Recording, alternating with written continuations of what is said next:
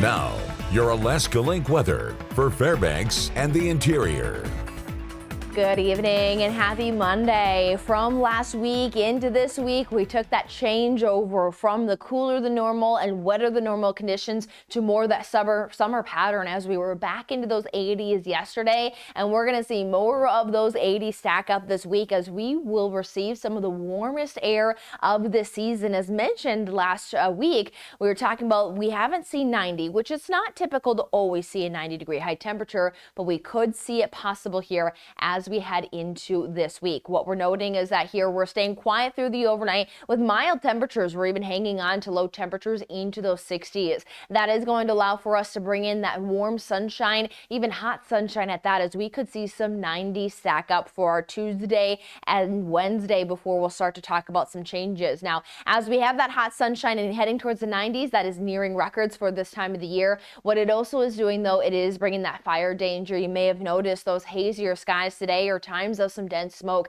and we are going to see that is going to, with the hot sunshine and dry conditions, continue to allow for quickly spreading fires. So if any man-made fires, please put them out or please prevent any burning in this kind of weather.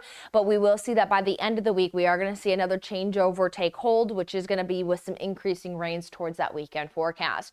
But here for our Tuesday, as we start off the day into the 60s, note that we'll quickly head into the 80s, and the record is set back in 1968 at 88 degrees. This could be easily achieved in the Fairbanks area as we head into our Tuesday. So talking a record potential and potentially even nearing those 90s, as we are seeing that it is going to be a day, especially here across the interior and the local interior, especially Fairbanks, staying underneath that warm sunshine and some of those hazy conditions.